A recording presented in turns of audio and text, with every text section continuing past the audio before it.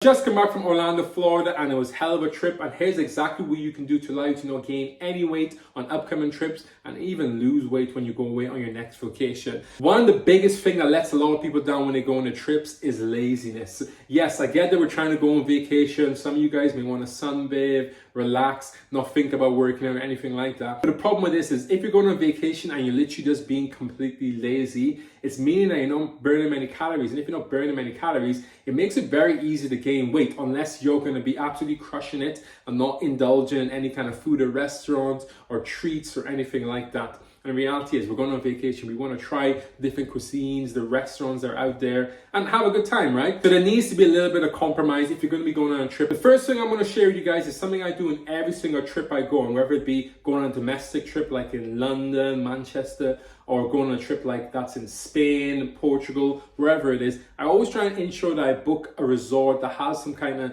gym or a gym located in the local area. That allows me to be able to, whether it be just going on a treadmill and doing a treadmill walk, a cycle, just something to get some kind of activity in to start my day. And I'll typically always do this fasted, in a fasted state as soon as I wake up, because there's calories in versus calories out when it comes to weight loss. So if you're just consuming all these different foods on your holiday without burning many calories, you are going to gain weight. I'm not saying you need to work out every single day as well, guys, because in the day you want to have a rest, right? So if you plan on working out, maybe only do it 2 to 3 times in a week. If you're not a fan of that particular strategy, what you can do is maximize being on holiday by actually going for walks, going for hikes, adventuring the place. That's something that I always do whilst we're on holiday, because it's a really great way of exploring and being really active, and that's ultimately going to allow me to be able to eat more food because I'm expending so many calories. And if I want to lose weight, the extra activity is going to really allow me to burn more calories, creating a larger calorie deficit once I'm staying on top of my nutrition, which we're going to talk about next. If you're on a 2-week trip, it can become very easy for you to gain a lot of weight inside that 2 weeks, because a lot of damage can happen,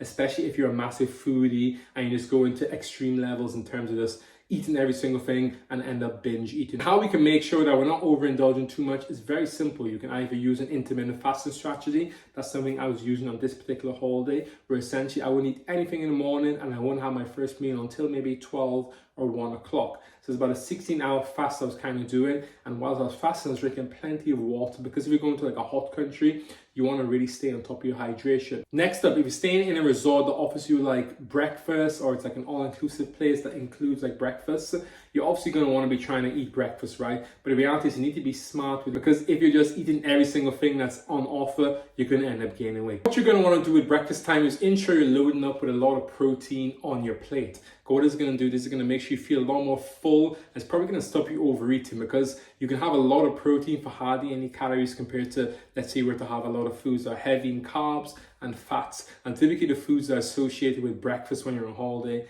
aren't the best foods. You just need to be smart with the choices you're making.